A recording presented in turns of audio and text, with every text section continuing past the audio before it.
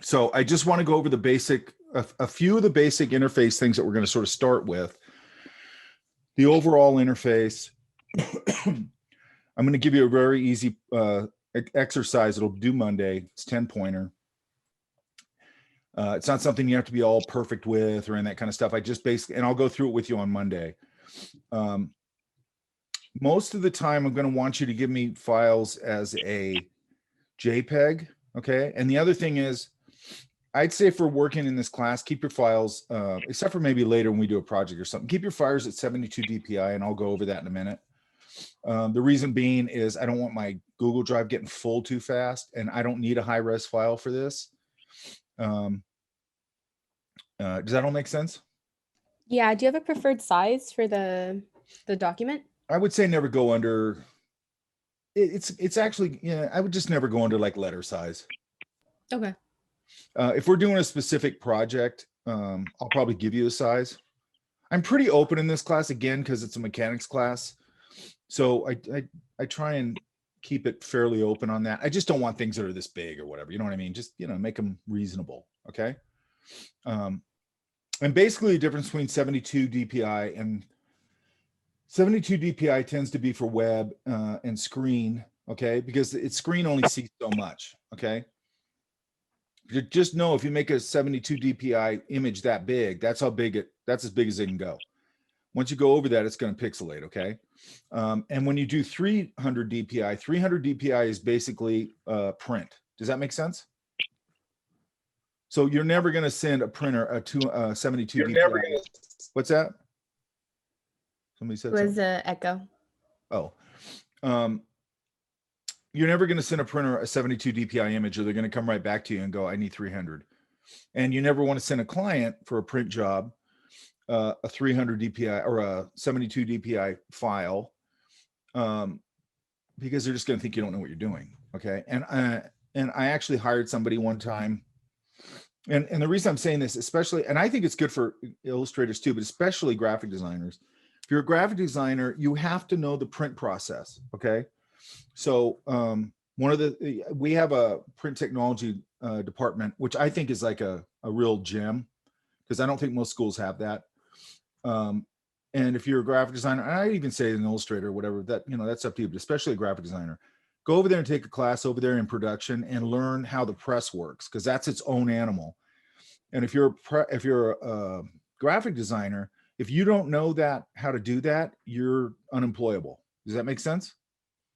So what graphic designer and illustrators tend to think is they go, oh, I can print out on my home computer. It looks great. Well, that's not how it works on a press. Okay.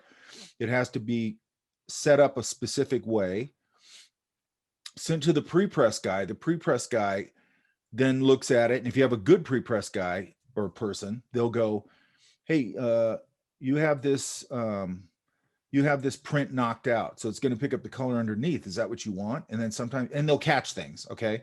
And you don't want that to get printed with a mistake on it, and they've run 300,000 of them. You're going to get fired. Okay.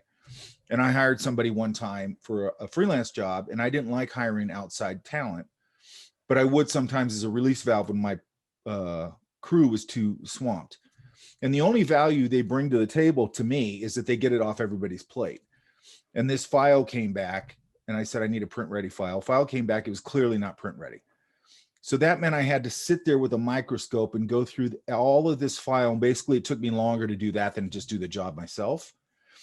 And I called the person up and I go, I'm never going to hire you again. You don't know what you're doing. And they go, oh no, I know. I go, you don't know what you're doing. You got 27 spot colors in here, and we'll talk about that later. And that clearly says you don't know what you're doing. I go, this is before I taught here or anything. I go, you need to go over to Fullerton and take a print technology class. Otherwise, this is going to keep happening to you. You know what I mean? Does that make sense? Yeah. So that could have been a freelancer that I used all the time. It was a freelancer I never used again. Okay. I paid them just because they did the work. I actually felt not good about paying them, but that was it. Okay. Point being, we all need to know our craft. Okay. I have a question about that, actually. I was gonna, is that a course that we could take while we're remote, or is that something that we should wait until like we're back in person? Because I assume you need. Let me find that out, because I actually don't know that. I really feel like you need to be on campus for that. That's just my opinion. And the reason is usually during the term in various classes, especially like this one or vector or, you know, just different things. I take the classes over there. I go, hey, let's just walk over to the print lab or the print technology room, and everybody's jaw hits the floor because they go, holy shit, this is a playground. Like if you're like, whatever, an Illustrator or whatever, it's a playground. Like they got full presses over there. I mean, they could do anything over there. So if you're taking and I think Stephen does do this, if you're taking a package design class, they go over there, they put it on the Artios table, they cut it, they score it, they can do everything you want to do with it, where it comes out and it's like, that looks like a finished product. You know what I mean? Yeah. You could do specialized die cuts over there and do pop-up cards, you know, where it's all in layers and all that kind of stuff. I mean, he can print on plexiglass, he can print on wood, he has a binder over there. I mean, if people don't take advantage of that, you're crazy. Like I want to go over there and just play constantly. You know what I mean? Yeah. Okay, cool. But the good part of that is that you will come out of that really understand. And by the way, this makes you much more valuable, especially as a graphic designer. And I BS'd my way because I came out of doing all the things I was doing. And then when the economy was going in the toilet, I just left Disney stores and I was talking to my ex-girlfriend at the time.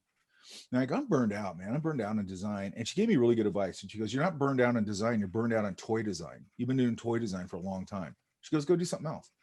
And plus I was looking at it and going, this economy is going in the toilet. That's going to become a luxury good. So it's probably not going to be a good field to be in for a little while. So I went over and took over the package design division for a company. And I knew a little bit about print, but I didn't know nearly enough about print to take over a print technology or a print or a packaging department, right? Mm-hmm. I BS my way into it. I knew I could learn it. And then when I went on my first press check, I completely BS my way through it. But I learned it all very quickly. Okay. And the thing is, why I bring up press checks all the time is if you go in for a job interview because sometimes they're going to, especially if it's a bigger job or whatever, they're going to go, hey, you do press checks, you understand that process and everything. And if you can confidently say yes, like for me, when I was hiring somebody, I did all the press checks. I mostly did that because you're signing off on a lot of money. Okay. And if there's a mistake there, it's my mistake, because what they do is when you approve a sheet, they keep running sheets, you make comments.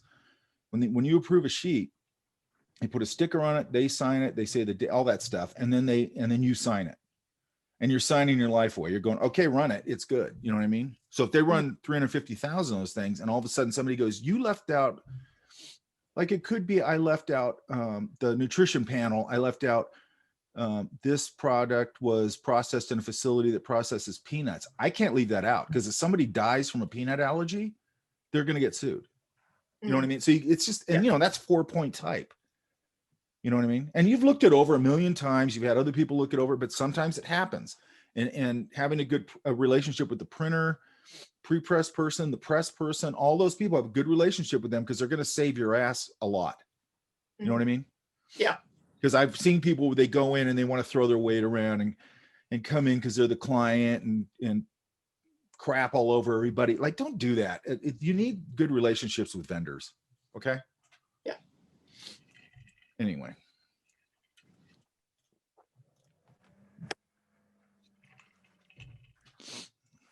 What are you guys doing with Discord?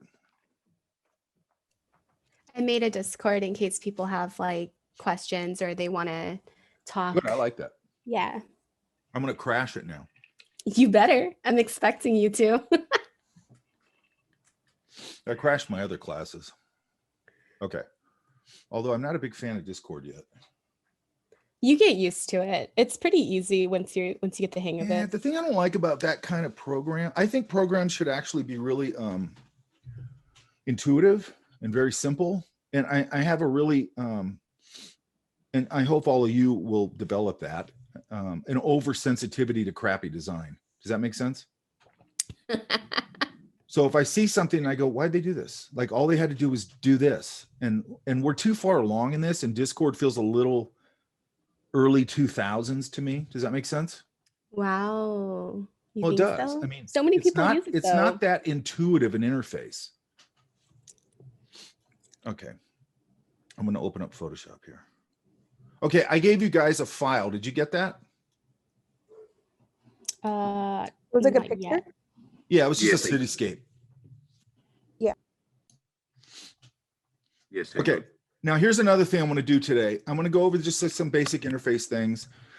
If you're, and I know some of you probably already have some experience with Photoshop, so you'll know some of these things. Bear with me. I have to teach this from the ground up for everybody who hasn't had that experience. So I always start this like nobody has any experience. Does that make sense? And if you're anything like me, and you guys probably aren't, when I remember there were certain things about, I consider Photoshop another, and I think it's really the byproduct of Photoshop is so enormous what it can do, that when I first started learning it, I remember going, and it probably won't be like this for you guys. I would go, this doesn't make any sense. Like, I don't get why, what does this mean? And what does that mean? So, you know, we'll start off with that kind of thing. And there might be a couple of things in here, if you're not familiar with it initially right now, while I'm going through it, where you're going, wait, I don't understand what that is. You will in a little bit. I'm just trying to give you a quick overview. Does that make sense? Right. Yes.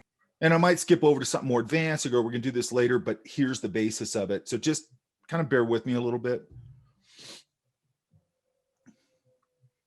Okay, so let me close this.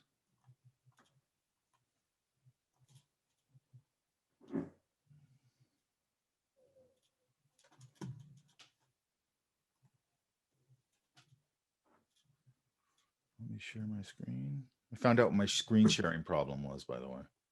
What was it? Me. Of course.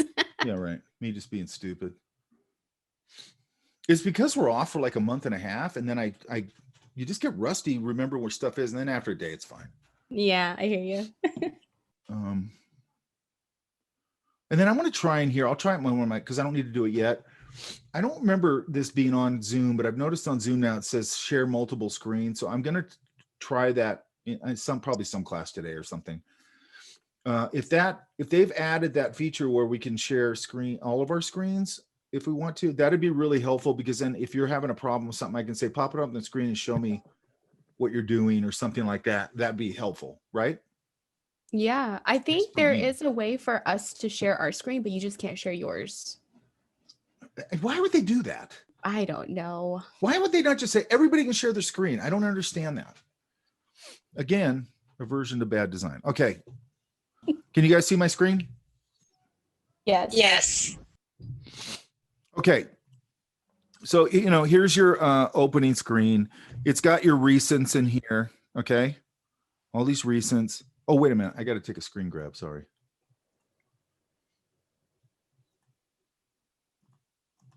Okay. Hang on.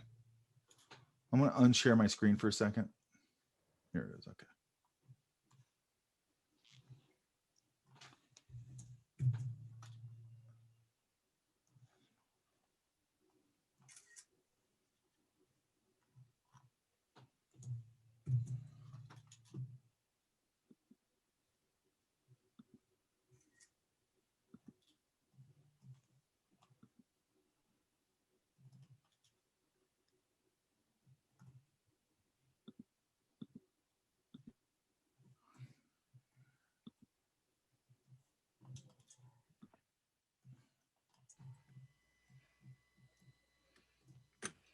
Now I'll take another screen grab somewhere during the class. Okay, so let's go back here.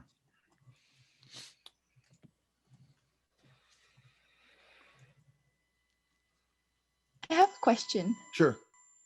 While you're showing us demonstrating, do you want us to follow along as you're going or No. practice after?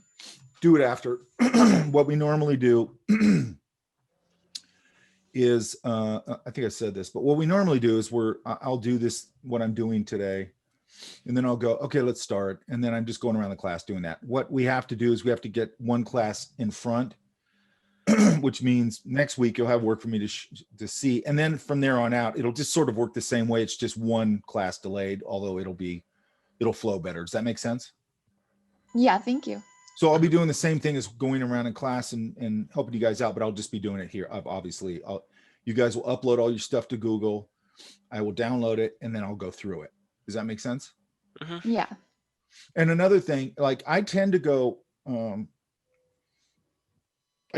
through depending on what it is, I tend to go through all of it, or I'll look at it and go, okay, I've said the same thing like 5 times. Kind of everybody's having the same problem, and I think they get it. And then I'll ask you guys, like, am I not covering something, or do you have a specific question? You know, so chime up if you do. Yeah. Okay. I like questions. I like conversation. I like, you know, I want to make sure that you guys are learning. Okay. Thank you. Okay, so here I can either go, I can either go up here, and you guys have this in other programs, file new. I can go here to create new, which I'm going to do. And then it gives me this window. And if you look up here, there's recent, and then there's these categories. Okay. Film and video will give me, like I use this all the time when I'm doing Premiere stuff, a promotion for my class or whatever. And I'll go to this, and that gives me a 1080 by 1920, or you could do a 4K or whatever. And I know that this is the ratio to my, I can bring it into Premiere and it's the exact right ratio. Does that make sense? Right. And it's giving me this sort of safe area here with the guides. I don't tend to use them, but I kind of use them.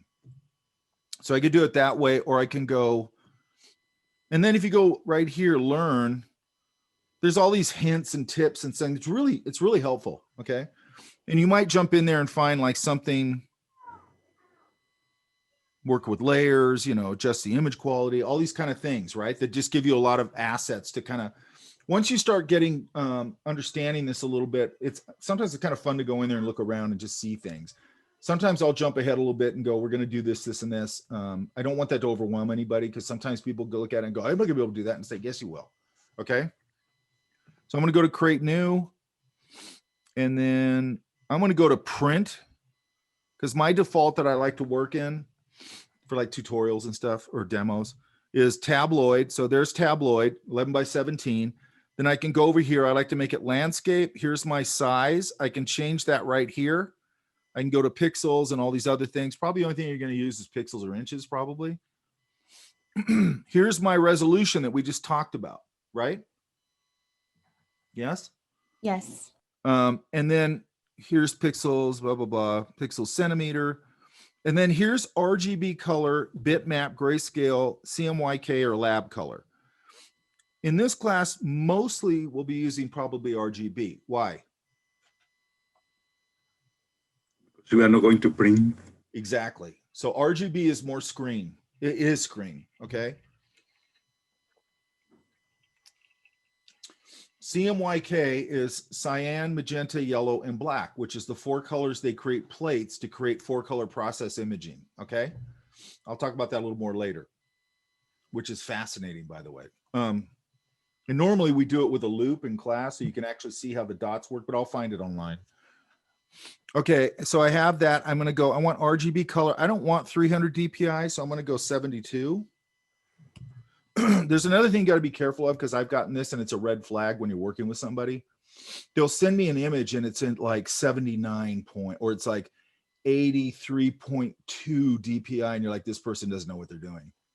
Okay, it's a red flag. Okay, and the reason I'm telling you that is I want you guys to avoid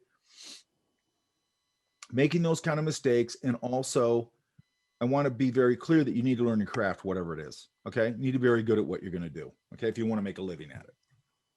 Do you know where the 72 and the 300 came from? It's just what works on press, and I think with screen, from what I recall, and it's a long time ago, but that's just what the screen can see. Does that make sense? Okay. So I think usually when they, like, you can have a high-res file online where you can go in and blow it up, and you're just, you're using it sort of like, it's going to give you much more detail as you move into it and everything. But 300 is that's just sort of the baseline standard for print. Okay. Some people will ask you for 600. You know what I mean? Normally they don't. Sometimes comic book artists will work at like 600 DPI when they're coloring a comic book page or something like that. And that's just so it's like super high res. And then when they shrink it down, it's going to be super tight. Does that make sense? Yeah. And you might do it as an insurance policy. Like you go, I don't know what this client's doing. I have a feeling they'll go, we don't need it any bigger than 11 by 17. You're going, and I'm always suspect of that, because if a lot of times, I was just talking about this in my vector class. A lot of times if you do something and it's successful, they might go, hey, you know what? We want to do posters of that. Can you kind of put some type in there and do this and that? Well, if I did it this big and I just made it that big, it's not going to work. Now I'm going to have to recreate the whole thing. Mhm. And you're going to see, I'll try and remember today. When you do a size, and again, and by the way, everything I'm doing right now will be on Zoom after this. Okay. If you're doing 300 DPI and you go, it's 11 by 17. Okay. That's actually, it can go a lot bigger. I think it can go 75% bigger, I think. Okay. I'll look that up. So if you go to actual size or whatever, there's the actual print size, and then you can go actual size and it'll go whoop, like huge. Okay. And you're going, okay, I can go that big. Does that make sense? Yeah. You have more leeway with a big high resolution than you do with, 72 only is that big. That's it. It's just the size it is. Okay. Let me see. So I'm going to say create. Okay. And then let's look at this real quick. This little bar over here, because I want you to start working smart. If you look right here on this little bar, because these, okay, so let's open up a different window. Let's open up glyphs. So it opens, okay, by the way, all your palettes live under window, all of them, okay? So if you want to go, I want to adjust my paragraphs, it's right there. My paragraph styles is right there. My paths is right there. Any palette is under windows. I don't know why they used to call that palettes. So there's certain things in Photoshop, and this is just to me, that I used to think were kind of confusing, felt kind of scattered, but there's certain things, like when I say something like that, when I go, hey, all your palettes are under windows, I'm telling you that because that's a very clear thing in Photoshop. If you're looking for a palette, it's under windows. Yeah. Okay. Yes. Also under windows is, you can arrange, and then you have your workspace. Okay. And we'll get into that in a little bit. So right now we're working in essentials. If something goes funky, I'll go to reset essentials. And we'll get into that in a little bit. And then we'll talk in a minute, probably, about, if you can see right here, I have workspace. I have mic up there. Once I get a workspace that I really like the way it works, I can save it. And then like when stuff starts getting sloppy, I can just go back to mic and it'll reset all my tools back the way I like it. Does that make sense? Mhm. Okay. So one thing that, and I did this literally until not that many years ago, you'd start working and you go, okay, I got my libraries here and I've got my properties over here and I got my paragraphs over here. And I'm sure all of you have done this. And then you go, I've got my, whatever clone source is. Got my clone source here. Got my type style or glyphs here. And you just start getting all these things all over everybody's done this, correct? Yeah. Right. And then what are you doing? Then you're starting, well, maybe you haven't, but most people do. And then you start moving things out of the way and you get this cluttered desktop that it's not a smart way to work. Okay. So you can take these and just go, trying to find one I actually want to use. I don't care about this. And I can take this and I can just drag it over to this little bar right here and put it there. And then I can move these around however I want to arrange them. And then when I click them, they just pop out. Okay. It's a much cleaner way to work. Okay. And then I'm going to fill the screen that way. Okay. So I like to I have to have my layers and I like to have my swatches. Now, and I'll get into this in a little bit. If you notice right here, I have a folder that says me. They broke up the swatches into a way that I'm not really happy with. There's a couple things I'm going to look at and see if I can just get around that. They just did that. So they've broken it up into like RGB, CMYK. I don't find this helpful except for this grayscale, and pastel, light. So you can sort of build one that's just a better, things either on the project you're working on, which is really helpful, or just a general palette that you like to use. Does that make sense? Yes. Okay. And we'll get into that later, how we do all that. Then I like to use color. I like to have color right here. So here's my color picker. you know, and then adjustment layers, blah, blah, blah. Okay. And I have them in order of just basically how I use them. Okay. And like right now, I don't even know what I have under mic. I'm afraid to do it because it might be something weird. And then over here, I've got my tool set here. Okay. And you can adjust this.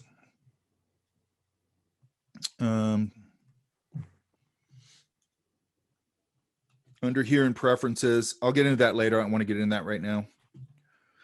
Okay. Now, over here in your layers, this is always going to default to background. Okay. What that means, and if you notice, it's got a lock next to it. Okay, that means the layer's locked. Okay, it defaults to the word background and a locked layer. And if I go down here, right there, the little plus, I can add a layer. So let's add a layer. Okay, so there it is. I can double click it right here and save it, or change the name. But if you notice, this layer is locked. So I want to pull this underneath it. I can't because it's locked. Okay. So if I want to turn this into a regular layer, I can either double click it. Everything's going over the other screen, you guys. It'll give me this, and it'll give me the option to rename it or to default name it to this. And I can go, okay. And now it's a regular layer. Okay. Or I can just click the lock and unlock it. And now it's a regular layer, and I can drag things in front of each other and all that kind of thing. Does that make sense? Yeah. I have a question for that. Go ahead. So does that save that name and that background for every project, or is it just specifically for this one that you're working on? You mean the word background? Yeah, like you're changing like the name and all that. Does it change it for like every project? Does it save it that way? No, every project's going to come up default background. Oh, okay, got it. And locked. Okay. Now, if Okay. I save this file, here's the other thing. Once I create layers, like this is going to start. Let's try this.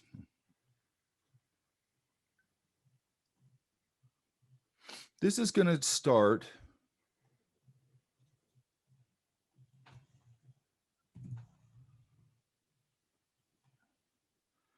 like this. And let's see. Let's just see if we can just save it.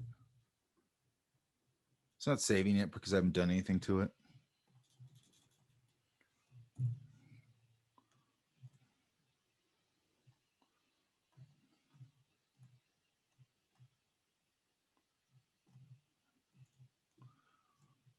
So it is defaulting to a PSD file. I would have thought it defaulted to a JPEG. But like, let's say you start with a JPEG. And again, you don't have to remember everything I'm saying right now. We're going to work through all these things and they'll all make sense. If I start with a JPEG is a flattened file. There are no layers in it. A JPEG can't have layers in it, okay? So if I open a JPEG and I'm going to work on it, once I click that, unlock that layer, and I put some layers on there, or I just put some layers in there, when I go to save it, it's going to automatically go, it's going to default to a PSD file, which is the native Photoshop format, okay? If I want to now make all my changes on layers and then I go, well, I just want to save it as a JPEG again, then there's a little fly out over here because there's a fly out menu on all these things right here on all your palettes, okay? And in this case, I could come over here and it'll usually give me like right there, it says flatten image. And if I flatten the image again, then I can, and when I save it, it'll default back to the JPEG, okay? So a JPEG file has to be flat. There's certain file formats, they just have to be flat. And then there's certain file formats like TIFF that can have layers or obviously PSD because that's your native format. Does that make sense? Yeah. And it will later. If it doesn't right now, it will later. Also, because a lot of times I'm going to ask you guys just to send me JPEGs. So let's say this is a PSD file because it's got layers, right? So let's put something on this layer. So now I've got two layers. I've got this layer. By the way, your little eyeball right here can turn off the layer, turn it on. Okay. And if I want to save this and I go, well, this is a PSD file. If I want to save it to send it to me, and here's what you do, by the way. if I'm working with a client, I'm probably going to be working in layers and all that kind of stuff. Okay. And I'm in process. So if, you know, if I want to send something over to the client or something like that, or to whoever for them to take a look at it, I'm going to go up here and go save as, save on your computer. It'll say save to iCloud documents or save to your computer. I'm going to go save to my computer, find a spot for it, name it. And then I'm going to go here because I'm doing a save as, and I'm going to go JPEG or whatever smaller format. And then I'll reopen the JPEG. I'll res it down to 72 dpi. And that's what I'm going to email, or a PNG. Does that make sense? Because you never, ever want to flatten a file you're working on in this class or from here on out. Does that make sense? Never save a flat version of your working file, and ever, just never do that. Always do a save as and save a TIFF or a JPEG or whatever it is you're sending, and always keep that layered file, because I don't care if the job is 3 years ago, save the layered file. Does that make sense? Yeah. And also get a nice big, I have one over here and I just broke it, 10 terabyte drive that I just throw all that stuff on. Okay. Make sure you get a solid state drive, because I just dropped this one. It's not solid state. It's screwed. I got to take it in and get the data pulled off it, and they're going to totally screw me on that. It's going to probably be $1,500 to pull the data off of it. Okay.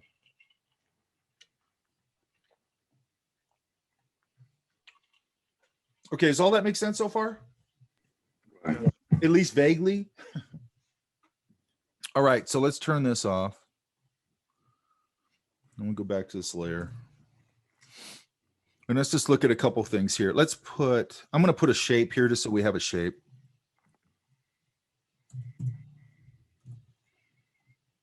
I'm going to change my color. Okay. Another thing is you have your swatches right here. Can everybody see that? Okay. So right here, I can toggle this. Let's default it. So this little thing right here shows a black and a white swatch. If I hit that, that's default. Default black, default white. Okay. And I can toggle them here, or I can hit X. Okay. I always thought this is weird, but it kind of makes sense to me now. So I can either choose to pick the background color, or I can choose the foreground color. Okay. Certain things will default to the background color. We'll get into that in a minute. And usually the color you're working with is usually that foreground color, at least the way I work. So if I go over here to my palette and I change this to red, now my foreground color has become red. Does that make sense? And I'm using a hotkey here, but I can go up here and go edit, fill. Hang on. And it's going to give me this dialog box. And I'm going to go foreground color, and it should default after that to foreground. And I'm going to go, okay. And it fills it with what? My foreground color. So let's make the background color something different. So now if I do the same thing, edit, fill, background color, it'll fill it with that. Does that make sense? Yes. And as we move through it, it'll make more sense why it's set up that way. Because this is one of the things when I first started learning, I'm like, what's the background color for? What's the foreground color for? It'll make sense as we move through it. Okay. So let's change this again. And I'm using a hotkey, so I just use Option Delete. That gives me my foreground color. If I go Command Delete, it gives me my background color. You'll get used to that later. By the way, all your hotkeys are right here, to the right of your selection or your action you want to do. Does that make sense? I always forget what these symbols mean, but there you go. Okay.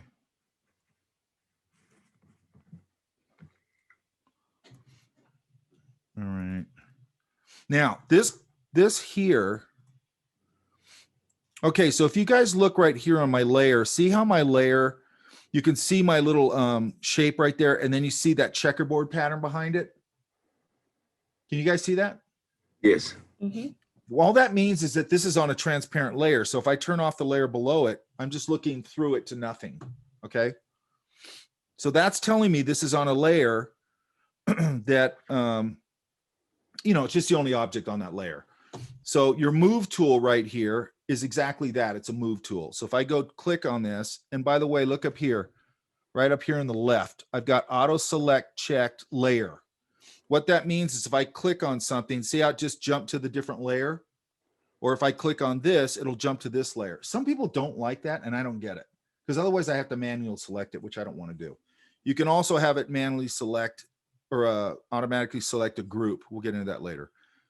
That's so nice. Yeah. So if I click on this with my move tool, I can move it. Okay. It's just simple, right? This, and I'm only going to go through certain things today. This is your marquee tool right here. I can click and hold it. I can get a triangular one. I can click and drag. If I hold shift, it's going to be a square. Now I've got a selection, not a path. Okay. And this will become important later. And again, I can just fill it or do whatever I want with it. Or that's a default shape. Or I could go to this default elliptical one. If I want a perfect one, I hit shift. If I want to adjust it, I do that. If I want to move it, I hold the space bar and I can move it around, which will really be important later. Or I could fill it. Okay. And you know, there's a couple other things here I hardly ever use.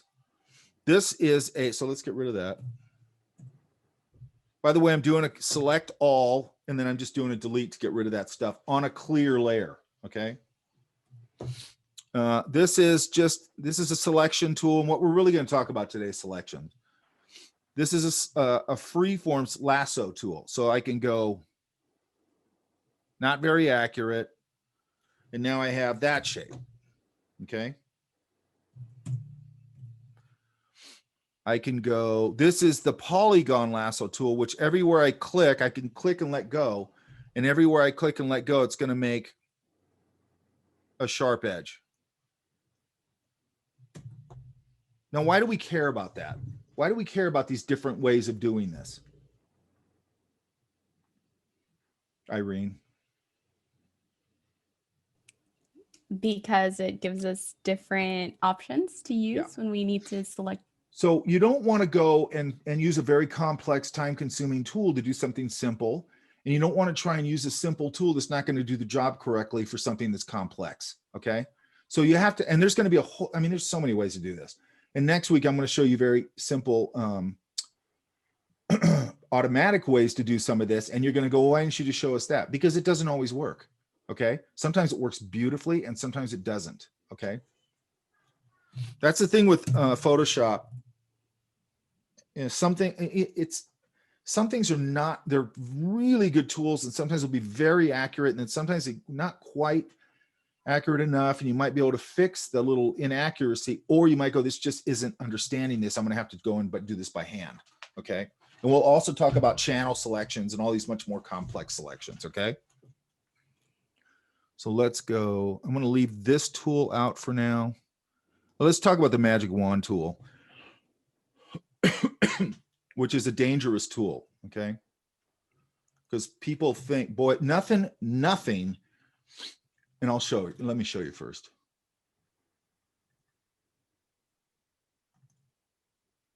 Oh, that's the wrong thing.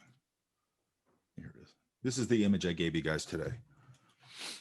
So if I go in, and by the way, look, this says background, but now it's not white. It's an image because it defaults to that. It's a JPEG. Okay. So if I grab my move tool and I go, oh, I'm going to move it. See, it goes, I can't do that because it's locked. And then it goes, do you want me to convert this to a normal layer? And if you want to, you do. Okay. But it's locked. Okay. So when you start doing things, there's a couple of things you need to look for. If something won't move, it's probably on a locked layer. If you are going and trying to paint something or add a color to something and it's not doing anything, you need to check and just hit, and this will make more sense later, Command D, which is deselect. You might have like one pixel selected and Photoshop won't work outside of that selection. Okay. So it looks like it's just not working, but you actually have something selected. Okay. So always remember that, the Command D thing, which is deselect. And again, it'll make more sense later on. So I'm not going to convert this for now. But let's say I want to select one of these buildings. Well, a lot of people will go, I'm going to just use the magic wand. Okay, what does the magic wand tool does? It picks pixels, okay? So I'm going to go that. So it's doing that, okay, which isn't obviously accurate at all. I'm going to go Command D to deselect it, which is up in select, deselect right there, Command D. I'm going to go deselect. And then right here, if you see, okay, so you also have your control bar up here. Can everybody see that? Yes. Yeah. Okay. So that'll just have all your quick tools that you want, you're probably going to use for that particular tool. So if I select, right now I got Magic Wand. If I select brush, it'll change, watch. So it gives me a different set of tools. If I need to go in and do something more with that, then I'll probably go to my palette. Like let's say in brushes, here's my brushes palette. And this will just give me much more options that I can do. So just remember your control bar is kind of your quick tools. If you need to go deeper, you go into your palettes. Does that make sense? Yeah. So up here under my Magic Wand tool, I can set tolerance, right? So this, the reason it's not picking all this up is that the tolerance isn't that high. So I'm going to just go too high probably. I'm going to go to 75. See, now it picked up too much stuff. So what it's trying to do is kind of lock into the pixel colors and values and everything of that thing based on tolerance. Does that make sense? Yeah. Okay, good. Because when I was learning this, it didn't make any sense. I'm going to go to 50. Still too much. Let's go down to 30. And then I could hold shift, but you can see it's just not a very accurate tool. Does that make sense? Yeah. Now, maybe if I was doing something like this, where I had something very, just pretty specific to not a lot of color or anything. So let's go, oops. I should have filled that, hang on. That's weird. It's because you're on background.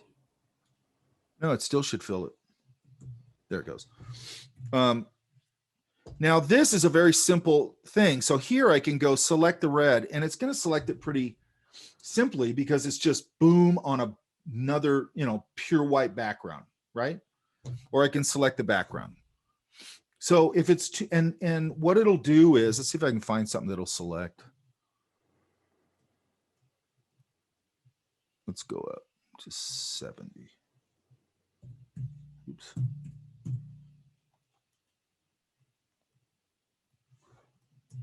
Shoot. Let's just pick this. Let's say I go, okay, there's my selection. Even though obviously it's a horrible selection.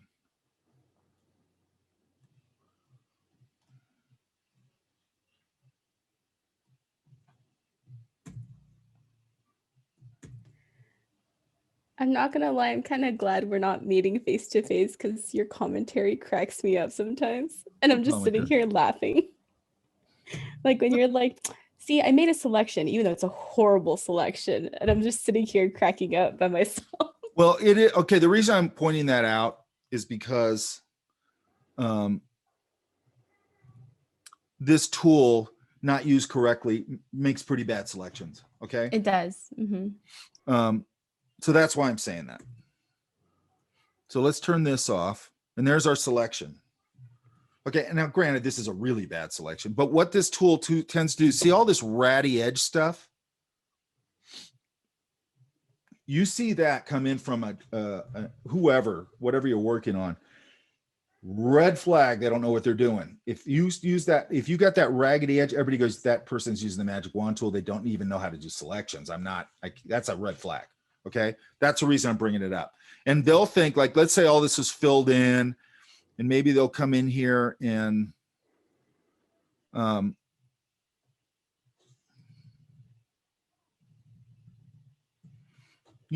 clean up this edge a little bit.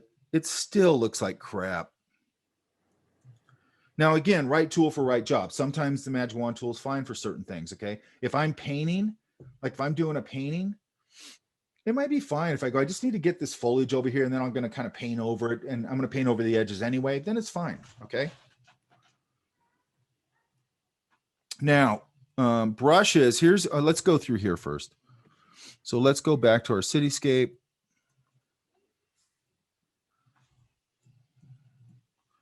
This eyedropper tool, that just samples the color. And if you see, it changed my my foreground swatch. It's going to change your foreground swatch unless you change that in preferences. Does that make sense? So if I go up here and I select that, I get the sky color. If I go over here and select that, so on and so forth. By the way, if you're an illustrator or even a graphic designer, it doesn't matter. It's really interesting to go in and select values and colors because it isolates it in this swatch. And it's really interesting because sometimes you'll go in, you'll go, that's kind of a red or something, and then it's pretty light color or whatever. And then you'll isolate it and you go, oh my God, it's like, it's almost black. Or it's like, or I thought it was almost black and it's actually like a mid-value gray. Because when you take it out of context, you'll see the real color and the real value. Okay. So it's just something that's actually kind of cool to start training your eye. Does that make sense? And that's, you know, I think it doesn't matter if you're a graphic designer or anything, you're using the same tools of value, color, temperature, shape, all that stuff. Okay. All right. So that'll just select it. We don't care about this yet. We don't care about any of that yet. Okay. And here's your brush. Okay. So let's turn this off. So that just is what it is. Okay. So, oops. I'm going to put another layer here. Now, right here, here's your brush. And it gives you all these options. We don't care about that. But right next to here is all your brushes. And I've added brushes. I have my favorites right here, which is this one for drawing. This is my favorite one. And right here where it says size, I can go bigger. This one is not giving me, yeah, it isn't because this is a custom brush. So let's go to a regular default brush. So I'm going to close this and go to general brushes. So let's go to a hard round. Right here gives me the size, and right here it gives me, if you notice, look at my my preview brush right there. As I pull it away from the harder edge, it gets to be a soft brush, so it's going to be more like this. I'm using a hotkey, which is the right and left brackets, to go bigger and smaller, which is to the right of the brush thing. So there's a bigger brush, and you can see it's a very soft edge brush. And I can use my hotkeys also. I think it's shift. I do these things in, yeah, it's shift. So I can hold shift and then brackets, and that'll go make it harder or softer. So I'm going to go a little harder. I'm going to go totally hard edged on it. And now I get that. Okay. And I can dial in everything in between. Right.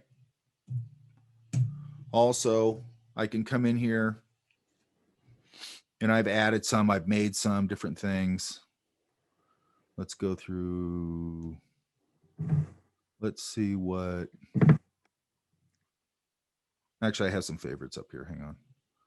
Now, and we'll get into making how to set up your. I'm going to show you how to do custom brushes. I'm going to show you how to do reactive brushes, but that's later. And I'll show you how to organize your brushes. It was really a pain in the ass to organize your brushes with Photoshop up until maybe a year or two ago. Okay, but now you can just easily make a folder. And what's really handy to do, so you see I have one that says my faves right here, right? I also, when I'm working on a project, I'll make project specific folders of certain brushes that I'm using in that particular job. So, because look at all the brushes I have in here. Like, you know, I have all these, I have a lot of brushes in here. Okay. I don't want to keep picking through them to try and find out which one I have. So I just throw them into my favorites. Okay. And then some brushes, like, let's take this one. That's not a good one. Let's take, this one's good. I can have some nice custom brushes where I can do some nice painterly stuff. Does that make sense? Right. I'm also going to show you how to make custom ones because it's important. And then I put in, and I'm going to give you all my brushes. I'm going to give you all my smudge tools. I'm just going to give you all my stuff. Okay. But not right now, but later. I have custom in here that I use a lot for painting. And you'll see here you have this little tool right there. It's a smudge tool, okay? And that's why it has a finger. It's just like smudging paint. But I have custom ones in here, like 9 of them that I always use. So I can do things like,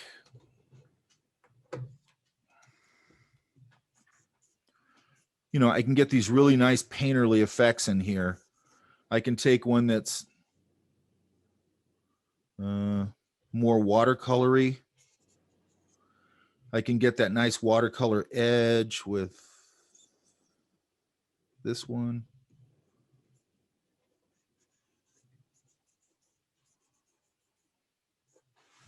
And so on and so forth. Does that make sense? Yeah, those are nice. Yeah, these are great. I have a question for you really quick. Sure. So as for the layers, are layer 0 through 3, does that equal 1 project? Because I'm an interior design major and we have like architecture softwares. And I know usually like you can make multiple tabs within one project, but there's still one project. Like you can have like the floor and then you can have the interior and the. I would do that in layers. What was that? I would do that in layers. Okay, and it's still going to show up as like one project? It'll be one file. Oh, okay. I'll show you here. I like those questions, by the way. Thank you. Well, it helps me because I can jump forward a little bit. Yeah. So let's. I'm just trying to understand it myself, and I'm just trying to make the connection to make it a little bit more understanding. Okay, so this is one. This isn't the one I want. Hang on.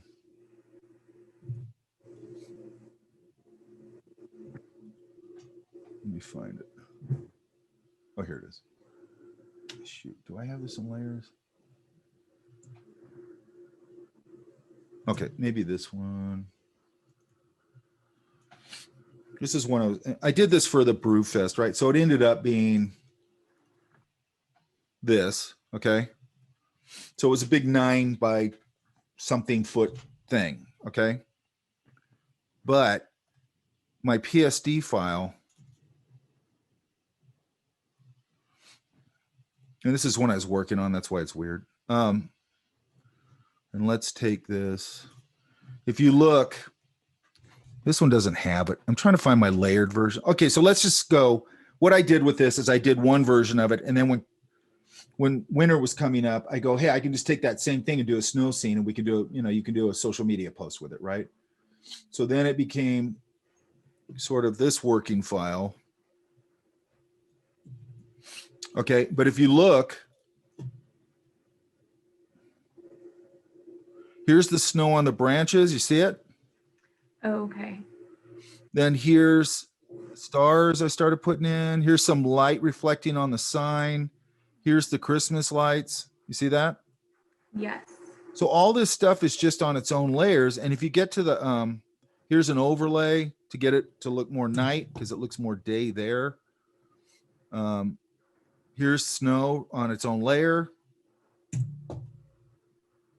Wow, You know, that's here's super tree cool. branches. So when I'm building this, I'm building the whole thing in layers. Got it. And then Okay. that will all be saved as a PSD file. And when Got you it. go back to the PSD file, it's always, all those layers are going to be there. Okay, cool. Okay. Thank you.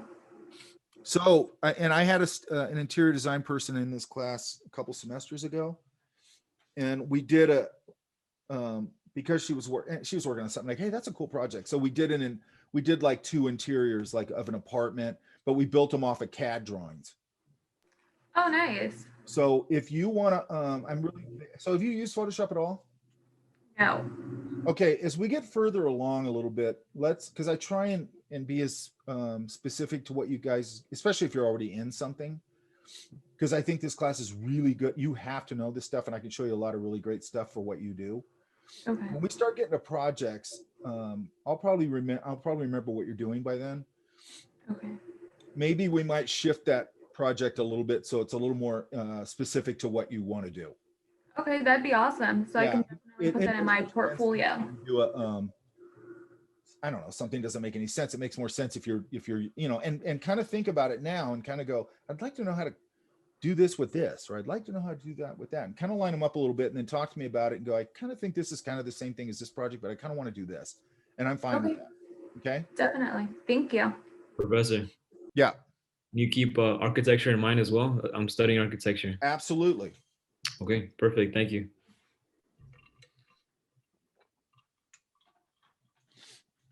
I mean, later on, we're doing this one. If I can find it. This is a grisaille, okay, which is just black and white. And then we'll go to color. So it's sort of an architectural idea. Does that make sense? Yeah, looks good. An environment with a, and by the way, you can also take these things. I believe in all parts of the buffalo, okay, that philosophy. So just like I said, when I made the big banner or whatever for the Brewfest, the reason I did that is I go, look, everybody has a booth there and they all just look like booths. I go, let's wallpaper the back with this big view of the, it's like you have this cool property with cabins and stuff on it. It's cool. Let's like show it off. You know what I mean? And then I go, okay, well, now it's moving towards Christmas. Or winter. I go, I can just easily make that into a winter season. So now I've got what it was used for. It's also up on the property now. And then I got, she got some sort of winter post on out of it. Okay. And then if I can find it, hang on. Oh, here. And then I go, well, I can just take the same one now and just pop it into Premiere and use the same thing and create another post for Christmas, right? And doing the Christmas card thing took me 10 minutes because I already had the illustration. Easy. I just go get falling snow. I do an overlay. I have the words pop up and I'm out, you know, and I find some sound effect of that thing and I'm done. It probably took me a half hour. But you got to remember, we're in a small market up here. I'm always thinking about this. We're in a tourist town, right? I'm competitive. So my girlfriend owns a restaurant up here. So I go, I'm going to kick everybody's ass up here. You know what I mean? And so I'm always putting out all this video and all these illustrations, all these things around her restaurant. And they're like, everybody up here's like, how the hell is she getting all that done? That's got to be costing a fortune. It doesn't cost shit because I do it for free, right? And I want to kick all her asses. All right. So there you go. You can get sort of, this stuff we'll come into later, but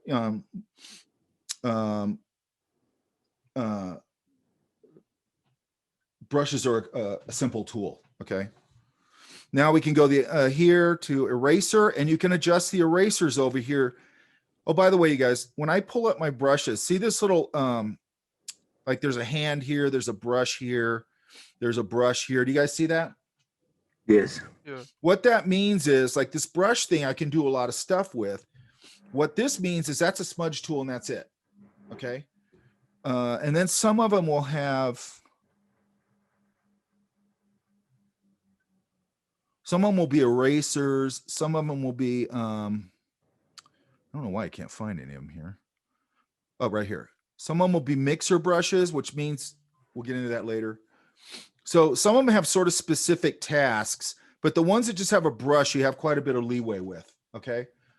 So you can adjust your eraser same way. Here's my size. Here's the hardness level. It'll be the same bracket or shift bracket to adjust it. And then it's straightforward. It just does what it says. Here's the eraser. Professor? And it erases. Yeah. What are the ones that had the black box next to it? We'll get into that later. Oh, okay. Brushes is going to be probably a 1 or 2 week thing. Okay. Because I'm going to show you how to do reactive brushes. I'm going to show you how to make custom brushes. I'm going to show you how to do scatter brushes.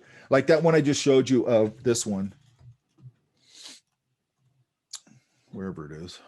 I got all these like labeled all stupid. So pardon me for that. Oh, it's this one. We can never get this to open. Okay, this one. All this, like most of this, or like this leaves and these, like this here especially, and over here, I go in and I paint out the masses of the leaves. And then I create a custom brush based on some leaves that I painted. But then I create a custom brush with it. So then I go and I can kind of scatter those leaves all over the place and then just start kind of smudging them and changing them, flipping them and doing things like that. So I get all that foliage in there in like 20 minutes, right? where obviously it would take a lot longer if I was doing it by hand. But I'm using my own artwork, so it doesn't look like what the mistake people make is they'll go get some realistic tree and all of a sudden they start dancing all these leaves in there, and I go, that doesn't look painterly. That's not the same style. You have to use your own assets to do that. Does that make sense? Unless you're doing something super realistic or whatever. Oops. Okay, so there's eraser. Okay, and then what we're going to talk a little bit about today is this clone tool. This is your gradient tool. So if you look up here, my control bar changed. And if you look, it's going, this is going from my foreground color to transparent. Does that make sense? Right. So let's get a shape here. And then I'm going to get my gradient tool, and I'm just going to drag it from click. And if I hold shift, it'll straighten it. And there it is. Or I can shift these to different things. I can go, I don't know, they've broken all these up in this way that I don't like. This one's just black to white. This one's color to white. You can change the shape right here. So this one is, I think it's, oops. That's circular. This one, I think, is pyramid. Yeah. So if I go, I don't use these that much. Hang on. Yeah, here's the pyramid one. Let's try it from the center. So that gives you like a kind of like the top of a pyramid looking down.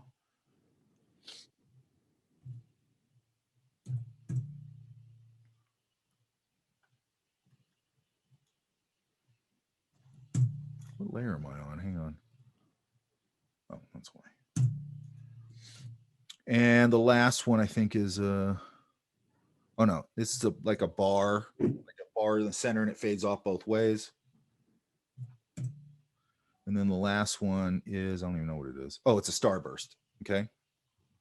Be careful with starburst. Boy, that gets out of hand real fast. Okay. And then, okay, smudge we just talked about. Then we have a blur tool. So let's open this up. Or cityscape. I need coffee, by the way. Let's go to our blur tool. So the blur, okay, so the blur tool is just a way to blur individual areas. And you're same, if you notice right here, the blur image changed, but I still have the same parameters where I can change them like I do a brush, because the Photoshop just sees all these tools as like a brush, which is really handy. Okay. So I'm going to go, let's go up here. Let's say I want to go this sunlight, because sometimes it'll eat into the edge of things if it's backlit. So I might go, let's take the blur tool and kind of blur this edge. See how it's blurring the edge a little bit? Can you guys see that? Yeah. Okay, so it's just a selective blur tool, because later on we'll talk about the overall blur tool where I go to something like this, but it's going to blur the whole image. Okay. So this gives you much more specificity. How's that?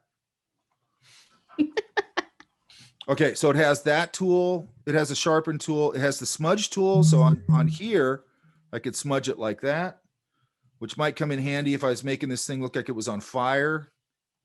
I could go over it and start coloring that with you know, warm colors and start get a flame effect or something if I wanted. What I'm trying to get to you, by the way, is start to think abstractly. Don't just think of what these tools do. Think about what they really can do, because they're just giving them broad strokes names. You have to think much more abstractly with the tool set. Okay.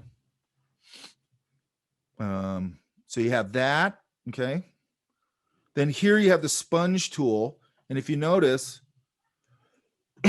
again, I don't expect you guys to remember all this. I'm just trying to give you an overview. We will work through all these tools and then they will make more sense. Okay.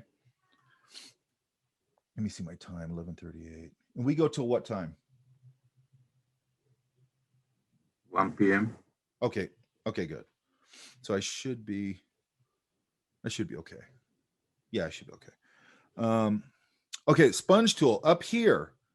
Now in our control panel, again, we have all our brush settings, but here it says saturate or desaturate, and it has flow, and flow is just how strong it is, basically. Okay.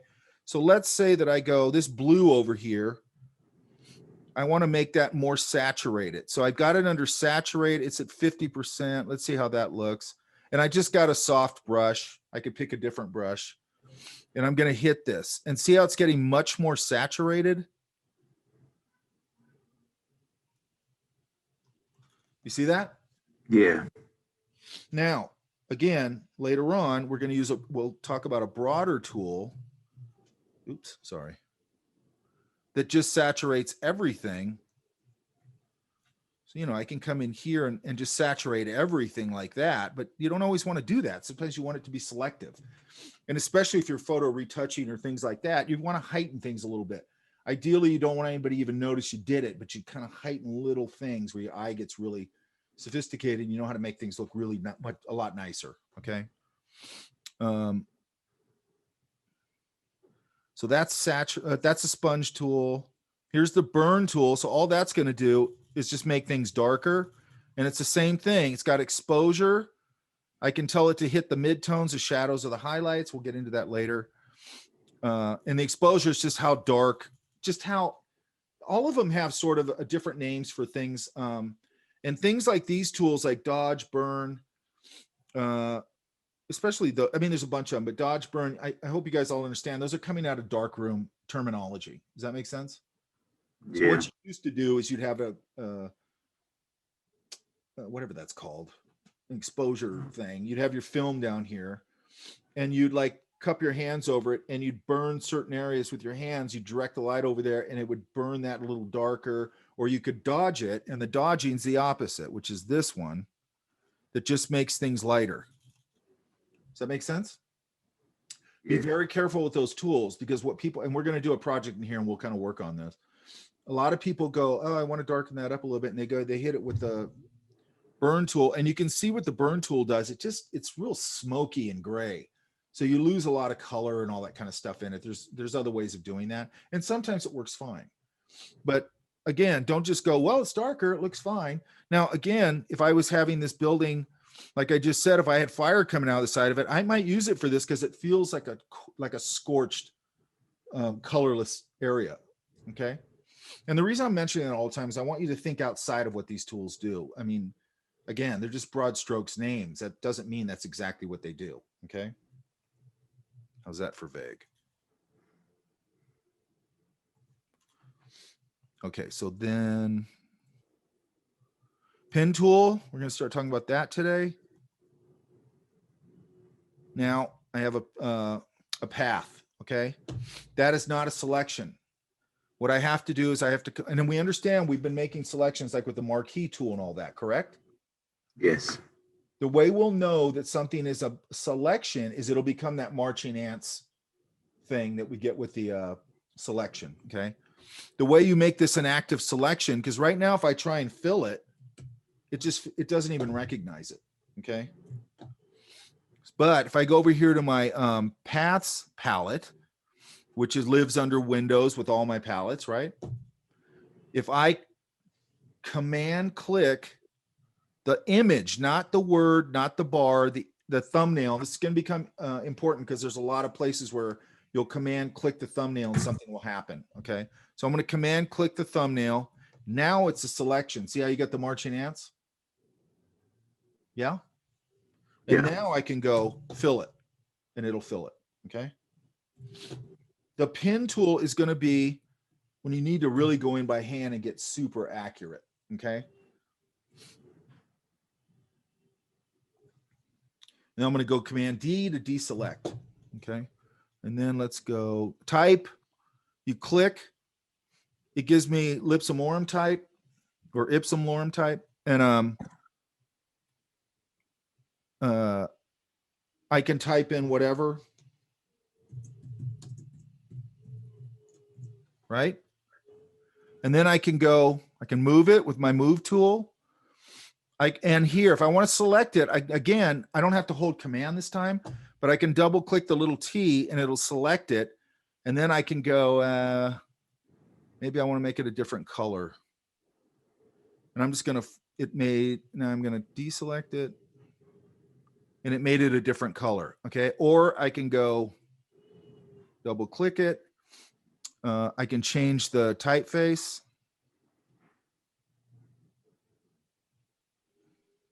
I can, go through these. I can click and drag and it'll make it smaller or bigger. I can dial in my point size here. And then, pretty straightforward. Yeah. Yeah, Mike, I have a question. Sure. How did you what hotkey are you using to fill the, like when you made a selection and then you filled it? What hotkey are you using? I'm using you mean just in general? Yeah. I'm using, for the foreground color, I'm using Option Delete. Oops, no. Wait a minute. I don't think I'm on Photoshop. Hang on.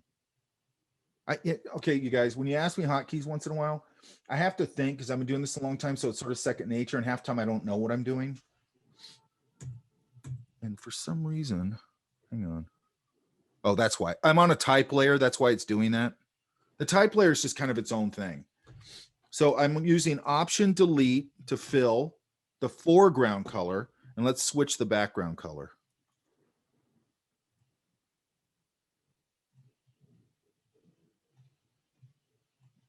And then if I want to use the background color, I go Command Delete. Oh, I flipped it, sorry. So it's Option Delete or Command Delete. Option Delete is foreground. Does that make sense? Yeah, cool. Thank you. Because it gives you an option there, but it says like F5 or something. It just never works for me, but this does. Do you get the fill box? Like it says like, do you want to fill this? And then you have to push enter again? No, it just fills it. Oh, okay. I'll figure it out. You have to turn off the loser filter if you want that to work. When you, I'm sorry because I got a little bit lost with that expression with the hockey. What is the idea with that? Sorry about that. Say it again. The hockey. For what? He's trying to figure out what that means. Oh, hotkey is just a shortcut. Instead of having to go up to the file, like I don't want to go up here to the file all the time. I can just like right here, like deselect. It's right here. I don't want to go up here and go deselect all the time. I just go D. Okay. I got it. Thank you. They will become, as fast as you can, start getting familiar with those, and they'll just become second nature. That's why I say I have to slow down and go, wait, what am I doing there? Because I do it so much. Okay, so what's there anything else? It's your direct selection tool, your path selection. So if I make a path, you can see I've got these handles on it, right? So let's go like right here. So let's grab this black arrow tool, which is path selection tool. And I can move the whole path around. Does that make sense? Right. Or I can go to my white arrow tool, direct selection. And when I click it, everything becomes active and I can grab things. I can use my my handles and I can adjust. Does that make sense? Right. Now we're going to talk about that a little bit in a minute. There's a hotkey for that too, and it makes way more sense. I'm going to go here to my paths. I'm going to throw that path away. By the way, you have that in all these palettes, most of them. Like here, if I click that and want to get rid of it, I can just delete it. Or I can make a new path by hitting the plus, and then these other things we'll get into in a little bit. Okay. Let's see if there's anything else. Okay, this is just the move stuff around tool. You can access that if I'm here or wherever. I can just hit space bar and I get that. Okay. There's that. I don't care about this yet. There's more stuff here where you see the three dots. Like I can go here to edit toolbar down at the bottom and I get this. And it's weird. You have to read this because it's worded really stupid in my opinion. It should just be like your toolbar, tools you're not using or whatever. Okay. But it's like worded in a weird way. And you can drag what you in and out what you want in your toolbar, which is, or yeah, your tool set right here. Does that make sense? And you're going to want to do that at some point because they changed this also, which I don't like. It used to default to a more, I was actually usually fine with the default and now I'm not. Okay. So if there's a tool missing up here, you can go here and it probably lives, you know, down here somewhere. Usually it just comes up right here and you can adjust it. I don't know why it's not letting me do that. Hang on. Oh, that's why I don't want that. Okay. But we can adjust that later. And then what's this one? I forgot.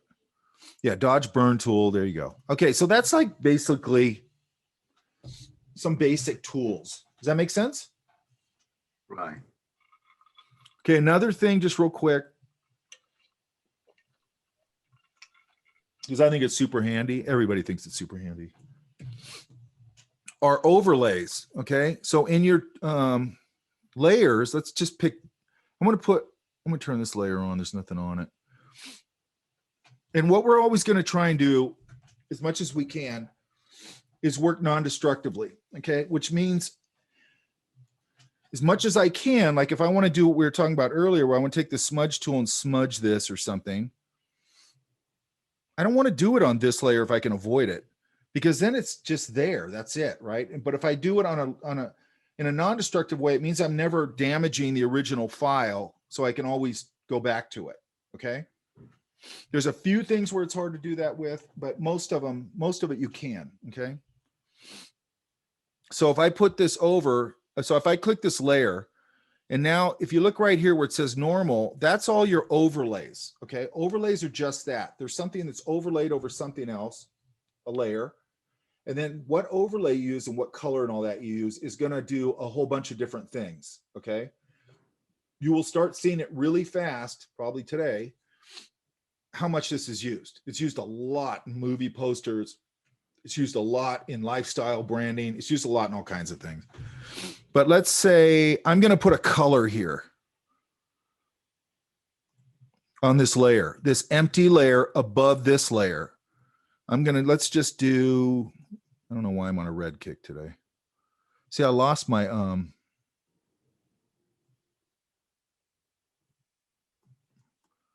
this got loose, and then for some reason my swatches are gone. I don't know what I did.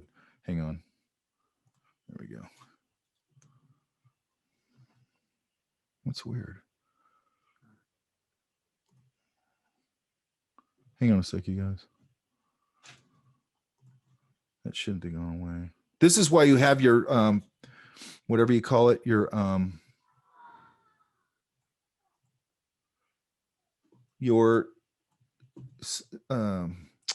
workspace saved, because then you can just go back to Mike and it'll just set all my tools back up again. We'll go over that later.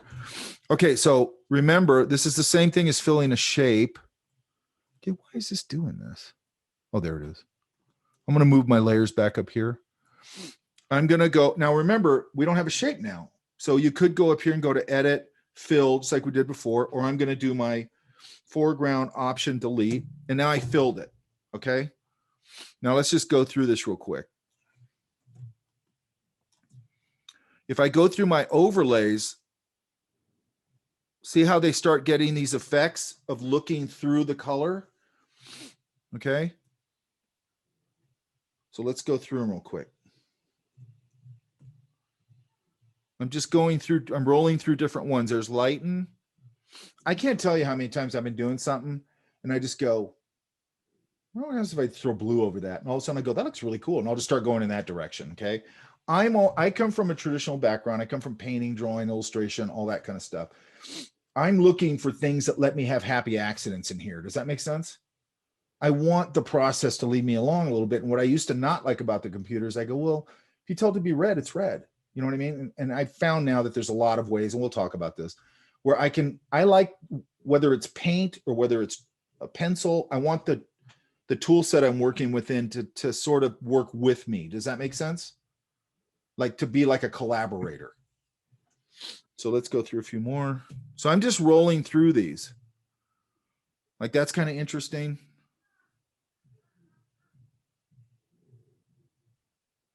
That's kind of interesting. You know, if I wanted to get that old like 3D glasses thing, I might use something like this. Monochromatic, which is really nice. It's just letting little warmth pop through.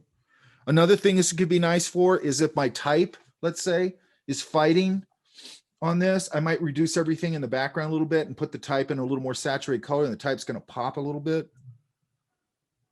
So anyway, this one's kind of nice. That's too much, actually. And there you go, right? Now, I could also go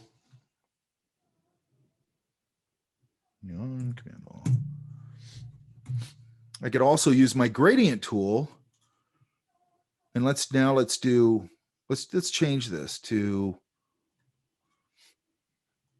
a blue, like a pretty deep blue. And now I'm going to use my gradient tool, and I'm just going to go click and pull. And now I'm going to go back to my overlay. Oh, hang on a minute. I screwed up. I had it on this round thing. I just want it on a regular gradient, and I just want it to go color to transparent. And now I'm going to do the same thing. It's on multiply. Okay. So maybe it's darken, and then I can roll through these and just go, which one's going to give me a little more of a night color or a night feeling? Maybe it's a little more like that, only I'll desaturate it a little bit. You know, maybe I'll put a helipad up here. And I'm just jumping ahead because it's just kind of where we're going to go. Hang on.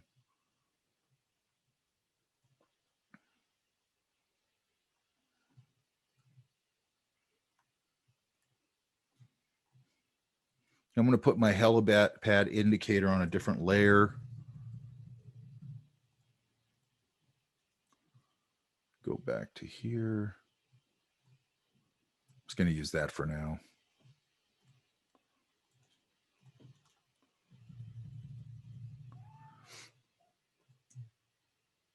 You know, maybe I just put helicopter lights up there. Maybe there's something here. You know, and I can knock this down if it's too screaming. And I could light up this whole thing and create, and in literally half hour, I could light this whole thing up and make it look like a night scene. Does that make sense? And by the way, this stuff comes in handy. It comes in handy when you're painting. It comes in handy. Some client goes, well, we have this picture, but we want to do a night scene. You go, all right, I'll turn it into a night scene. You know what I mean? So overlays, you're going to find out are really helpful. Okay. Now, what we're going to do,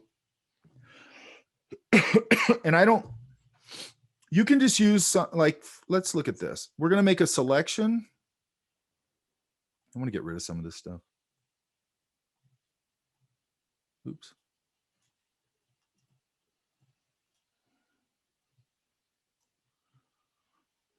We are going to make a selection. Here's the first, let's open this up. I'm going to start from scratch. Hang on. Because I still have, yeah, I'm good. Let's get rid of this. Let's get rid of this. And by the way, if you look at my selection right here, because I did this shape on, you know, a background layer or a layer that already has color or whatever in it, see how it's fused with the background? So even if I unlock this, I can't just select this one thing anymore. I'm selecting the whole thing. It's locked together. If I wanted that to float on, you know, be able to manipulate it, I'd have to put it on its own layer. Does that make sense? If I fill something on a layer with a bunch of stuff in it, it's locked in with all the stuff on that layer. Okay, so just remember that. And I think most people, and I do, I tend to make way too many layers because I just want to have, when you're working on something, you just want to have endless editing possibilities. Okay. Okay, so let's go back to our cityscape. Hang on. Oh, one more thing I got to show you guys, which is, let's just pick, let me see if I have a picture on here.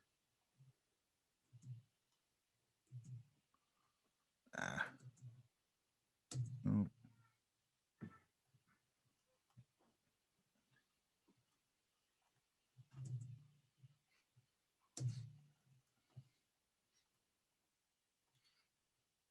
This, by the way, is the entrance to my bunker where I'm broadcasting from right now.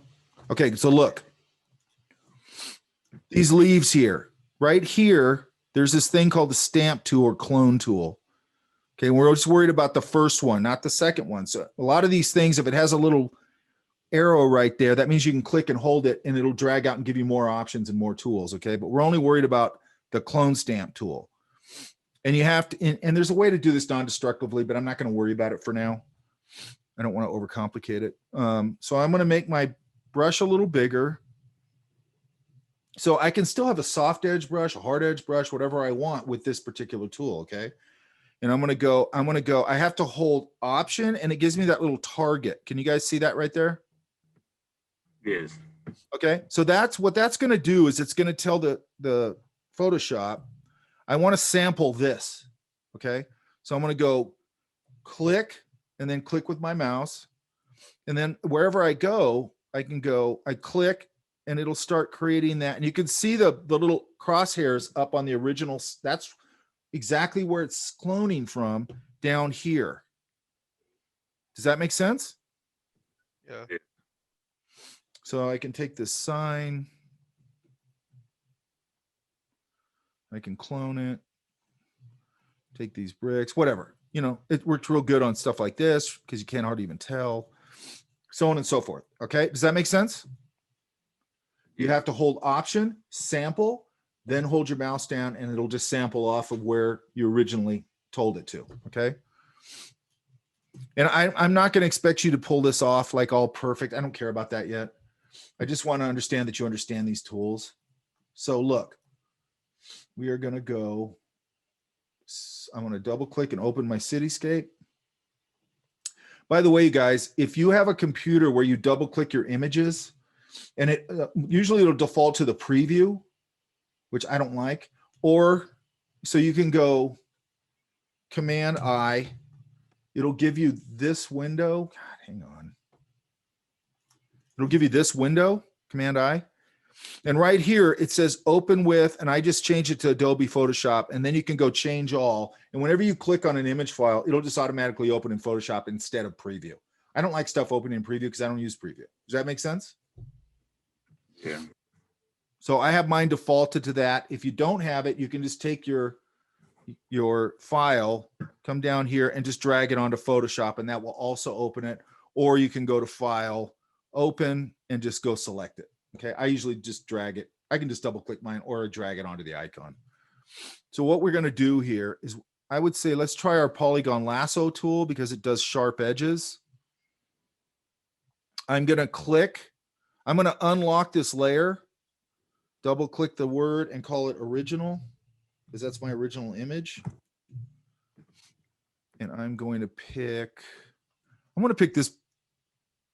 I'll pick this building right here. And I'm going to come in here and go zoom in on it a little bit with our zoom tool right there, our magnifying glass. I'm going to grab this and I'm going to go click, click, and I just go through these. I'm going to do it real half-ass. And then I would just click through these. I'm not really worried about a real accurate selection right now. I just want you to start using these things. And I'm just going to go through here. I would go through it a little better than this. I'm just going to do it for brevity. And then I'm just going across. Do a little better selection than I'm doing. Just get the individual things if you want. I don't care which building you pick. Pick whatever building you want. I wouldn't pick. Now, I'll show you this in a second. Now I'm going to go Command X. And this needs to be on a empty layer or on a not locked layer, not the background layer. Okay, so I've already changed the name, which automatically makes it not a background layer. Now I'm going to go Command X, oops, Command X, and then Command V. So now you see what's happened is we have a piece of paper that I've cut the building out of, right? Does that make sense? Where'd everybody go? I'm here. We're listening. It makes sense though? Yeah. Yes. Okay. Good. And now what I'm going to do is I'm going to take this. I'm going to move it maybe, I don't care where you move it. I'm going to move it here. I'm going to pick, I'm going to go Command T. It should just pick it automatically. Hang on a minute. I don't know why it's doing that. I want to see view. No, it's got that. That's weird. Oh, well, I'm going to go Command T, which is transform. And it just gives me my handlebars. And what I'm going to do is, and you don't have to hold shift in Photoshop to constrain it. If you hold shift, they changed this on this new version. If you hold shift now, so if I don't hold anything and I grab a corner, it constrains it, you know, to its proportions. If I hold shift, which is, this is all backwards what it used to be. If I hold shift now, I can bend it and push it and pull it and all that kind of stuff, okay? But I'm just going to make it a little smaller. And here's another thing I can do. Or I can put it back there somewhere. Here's another thing I can do. On this layer, I can go right here to opacity. And I'm going to lower the opacity a little bit so I can see through it. So I can go, okay, I'm going to take, you could do this with your, just do it with this. And I'm just going to go pick the edge of this building. I can't even see it very well. And maybe the top of this building.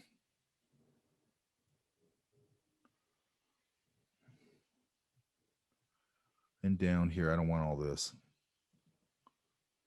And I'm just going to go, now I've selected it, I'm going to delete it. And now I put that building behind there. And I'm going to bring up my opacity a little bit. I only lowered the opacity so I could see through it, so I could see what I was doing. And I'm still going to, I'm not going to make it 100%, whatever you call it, opacity yet, because I want it to actually sit back a little bit, as long as I can't see through it. And then what I'm going to want you to do is go back to your original layer, take your your clone tool. I'm going to make it a little smaller. Then I'm just going to go for this one. I'm going to select it right there and maybe start coming in here. Oops, that's too much. Maybe I'll come up here. And I'm starting to move this in. It works a little better if you have a soft edge brush, which I do. And I'm just going to start filling this in, the sky back in. Does that make sense? Yeah? Mm-hmm. Yeah. Now, another thing I can do, I can put another layer under this, which I usually do. And I could sample, remember our eyedropper tool, I can sample this blue and maybe come in here and fill that. Oops, wrong color. Fill that. So I've got at least a base color underneath it. Does that make sense? Mm-hmm. And just put that on its own layer underneath. So what you got to remember, we just have a piece of paper and we just took an X-Acto blade and we cut the building out. We moved it over here, cut it out.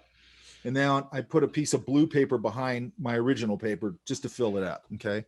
So I have sort of a base and I can keep grabbing these. I got to go back again when you're using the clone tool, you have to be on the original. I'll show you how to do it in a different way later. But right now, I just want you to work on your original layer. Make sure that you make a copy of your JPEG that I gave you. So if you screw it up, you can just go back to the original, okay?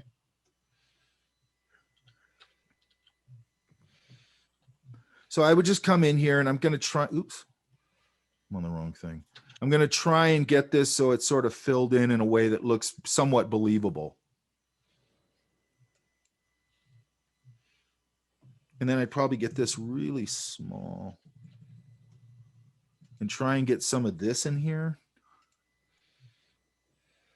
Now, another thing I might do just to get this going, I might just take my brush, sample this color, and just go in here. I just want to get some of this going. And then I'll kind of start coming in and filling it in with my clone tool. Does that make sense? Mm-hmm. Now, if we were going to do a more complex building, like if I said, I want to use this for something. And I'll show you how you can take this a lot further on Monday. Like sometimes we pop a lake in there and blah, blah, blah. If I said, I want to use this piece of this building for something. Now, this isn't going to work. This is my Polygon Lasso tool because why? It doesn't make curves. It just makes sharp edges. This is too complicated to use this on, okay? I can't use my Lasso tool because it's also, I mean, yeah, it'll make curves, but look how inaccurate it is. Does that make sense? So then I'm going to go to my pen tool, just my regular pen tool, the first one. And here's the trick with a pen tool. So I can go,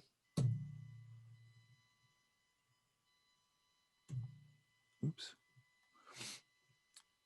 I can go right to my, I'm just going to, again, just do this real quick. And then here, and then here. Oops, I got a selection going. And then let's go down. And I'm just going to use the top part. And then go here. And then this curve right here, here's the trick with it. This curve is pretty soft. So, and I'll zoom out so I have enough room. And then I'm going to come over here and click here because this is active, this one. And I'm going to go click and then pull it. And you, by the way, you don't have to be 100% accurate on this exercise. I just want to make sure that you understand it. We have something to discuss on Monday. And then I'm going to come up here. Now look what it did. It made that bend right there. Do you see that? Yeah. So now I'm going to go, see how it's on my zoom tool? Want it back on here. And that's, now it's my pen. I don't need my pen. I need the white arrow tool. So I'm going to hold command and I get the white arrow. All you need to remember about this is the command tool will give you this white arrow. So I can go boom, but see how it moved the other one? I don't want that, right?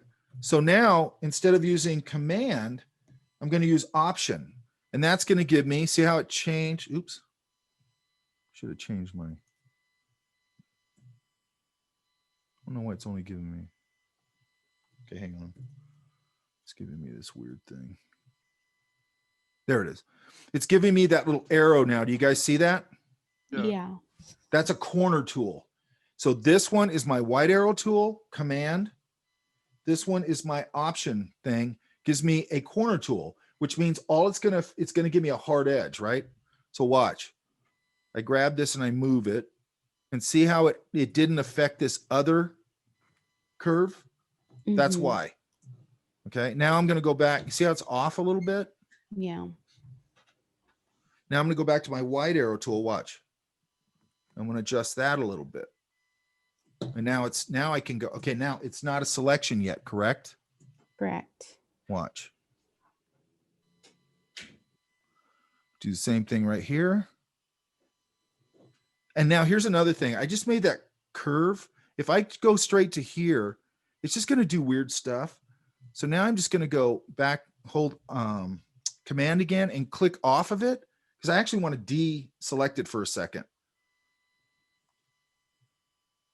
And then I'm going to go back to my pen tool and continue on with it. I don't know if I got it. Hang on. Now I did. I got to get my corner tool and change that and then just come back over here.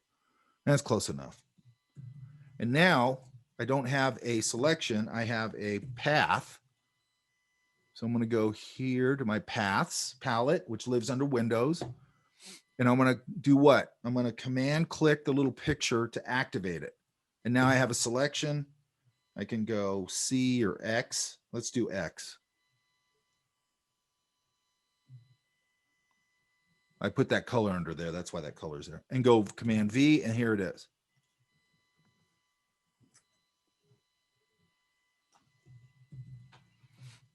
Does that make sense? Yeah.